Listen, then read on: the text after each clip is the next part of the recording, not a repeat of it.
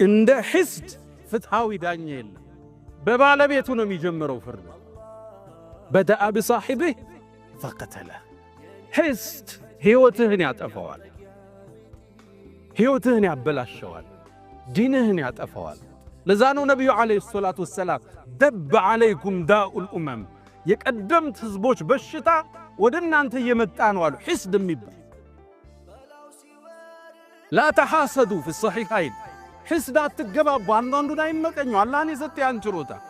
ወላ ተባገዱ፣ አትጠላሉ። ወላ ተቃጠዑ፣ ዝምድናን ጓደኝነት አትቁረጡ። ወኩኑ ዒባደላሂ እኽዋና፣ የአላህ የምትዋደዱ ወንድማማቾች ሁኑ። ለማጥፋት አትሩት። በንግዱ ከተሳካለት አላህ እንዲሰጥ ለምነው፣ አንተ ምሩት። እሱን ለማክሰር እሱን ስም ለማጥፋት ይሄ አኺራን ያበላሻል። እብኑ ሐዝም ቱቁል ሐማማ ሚል ኪታብ አላቸው። ታዋቂ ዓሊም ናቸው። አንደሉስ ውስጥ የአሁኗ ስፔን ላይ የተከሰተን በነጋዴዎች መሃል ፉክክር መጽሐፋቸው ላይ ያስቀምጠውታል። ቱቁል ሐማማ ይላል።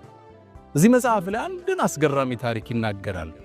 አንደሉስ ውስጥ ይላል አንድ ታዋቂ ባለ ሀብት ነበር። ንግዱ የተሳካለት፣ የነካው ሁሉም ያተርፍለት። ታዲያ ይሄ ስኬቱ አራት በሚጠሉት ጓደኞቹ ጥርስ ውስጥ ከተተ። ሁሌም ይመቀኙታል፣ ሁሌም ይሐስዱታል። ተሳካለት፣ ሆነለት፣ አደገ፣ ያመጣው ይሸጣል፣ የነካው ያተርፋል። ሐሰዱት። አንዴ እሱን ለማወቅ ወስነው አንድ ጁምዓ ወጡ። እሱም እንደለመደው ጀለብያውን ለብሶ ነጭ ጥምጣሙን አድርጎ ከቤቱ ወጣ። መንገድ ላይ ጠበቁት። አስቆመው። አንዱ እንደምን ደህና አደርክ?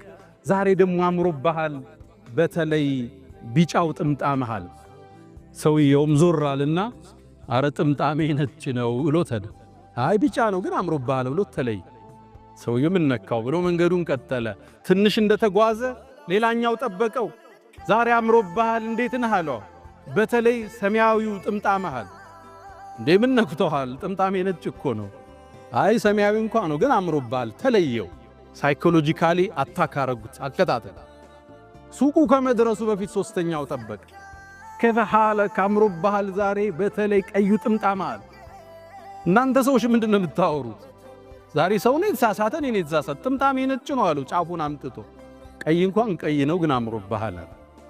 ሰውየው ሰማያዊ፣ ጥቁር፣ ቀይ ያለ ሱቁ ውስጥ ገባ። ሱቁ ውስጥ ገብቶ ከፍቶ እንደለመደው ስራ ሊጀምር ሲል አራተኛው መጣ። ዛሬ እንዴት አምሮብሃል?